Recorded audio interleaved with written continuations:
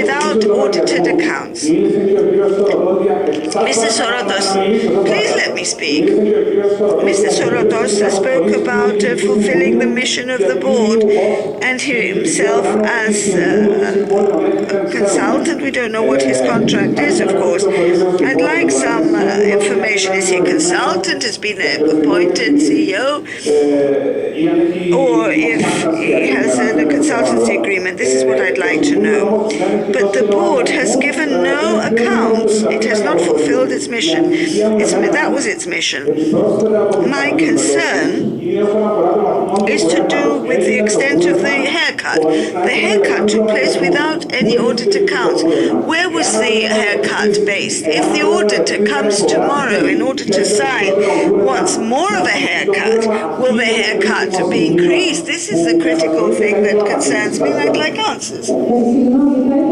I'd like to speak. Please allow me to speak. And I would like to begin from March, when Mr. Anastasiadis knew very well that the haircut was going to take place. He talked about my uncles who are relatives of Anastasiadis, and I heard that there was going to be a haircut. Then they brought the ELA to the Bank of Cyprus. The ELA had its assurances and collateral. Why doesn't it just get that? And why did they add the ELA on the Bank of to the Bank of Cyprus? And now you're talking to us about the funds. I want to draw the attention of all of you here that there is an international law that when 60% of the territories of a state belongs to foreigners, the republic collapses.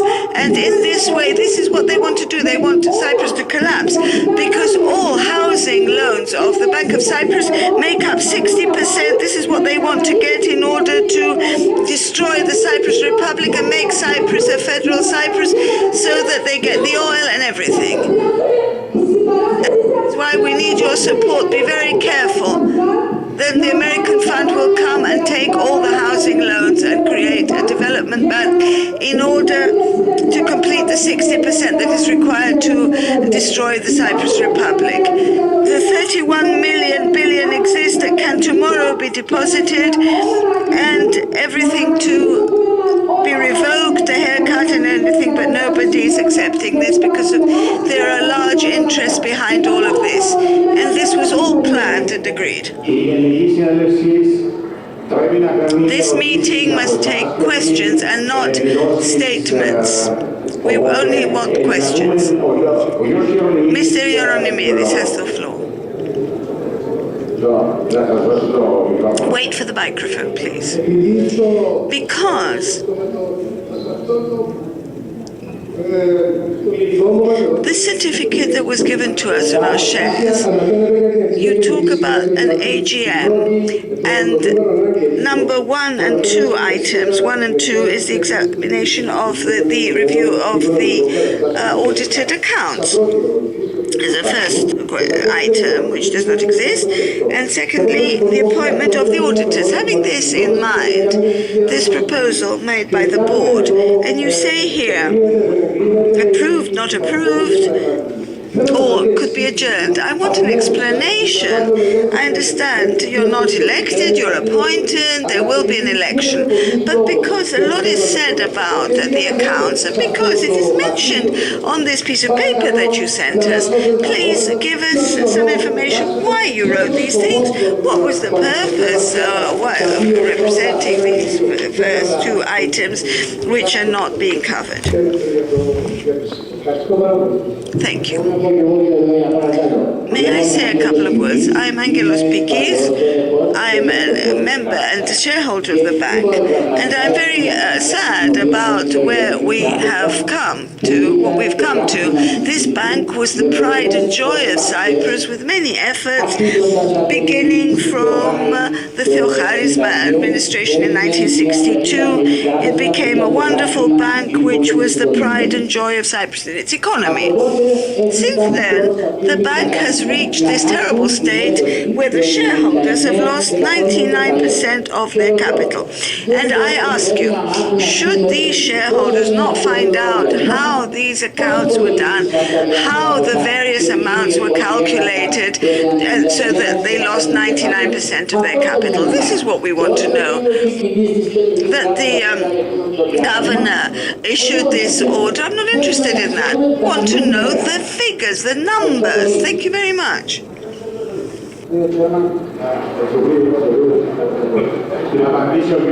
Mr. Poiliviou wants to answer both questions. With regard to the first question about the resolution, Mr. Ioannidis' question, to be honest, memorandum says that there has to be GM. It doesn't say annual or extraordinary. In order to hand over the bank to the new shareholders, we found that we really had to think about this, whether it should be annual or extraordinary. And finally, we concluded that it should be the annual general meeting, because based on the company's law, within 15 months from the previous one, there has to be a regular, the annual general meeting. And therefore, as a matter of principles, we said that as far as possible, and subject to the memorandum, we should try and stay as faithful as possible to corporate law. This was the explanation why it's an annual general meeting, although there is another view which is understood that it should have been an extraordinary meeting. For various reasons, the accounts of 2012 could not be drawn up. The accounts could not be drawn up because of what followed. In my view, all efforts should have been made to prepare those accounts, but I understand that the auditors were not ready. I'm not an accountant, but after what happened with all the various PIMCO reviews and so on, it wasn't possible to prepare the accounts, although now they could be prepared very quickly. And that is why, and again, I'm being honest with and sincere to you, on the 10th of March, there were audited accounts. I will answer.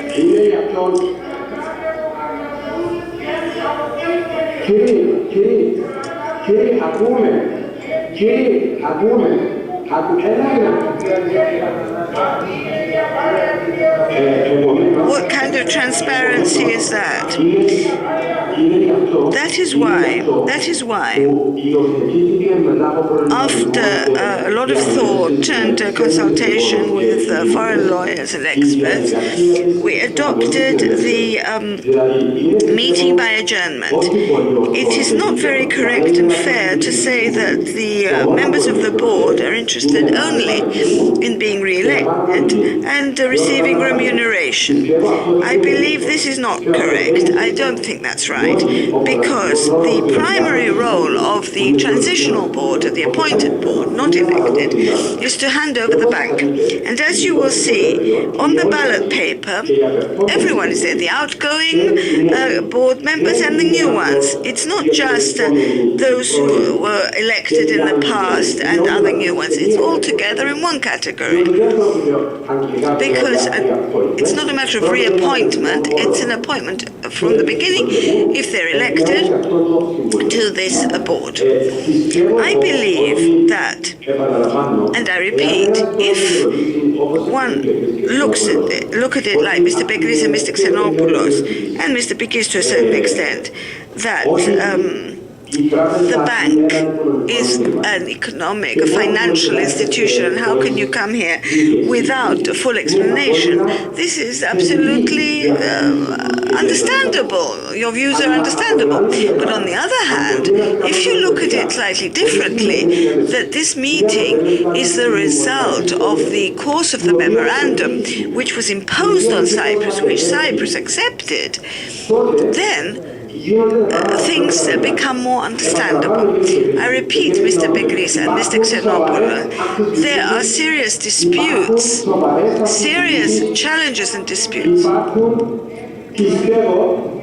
I believe, without being an economist, and I'm sorry if I'm talking too much, I believe that the reports of 2012 have nothing to do with anything because, as many said, things have been predetermined. If we clear up who are the shareholders, I'll accept it. Who the shareholders are, you hold proxies from your customers. I'm sorry, the gentleman needs to use a microphone. What you're saying is absolutely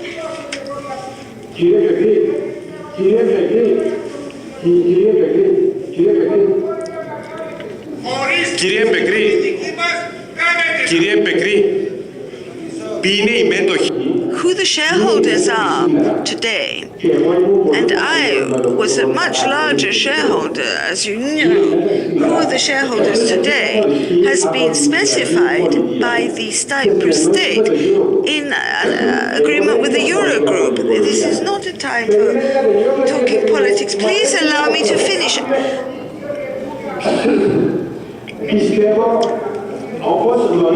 As you know very well, and this must be understood, the first decision of the central bank as a resolution authority was to annihilate the old shareholders.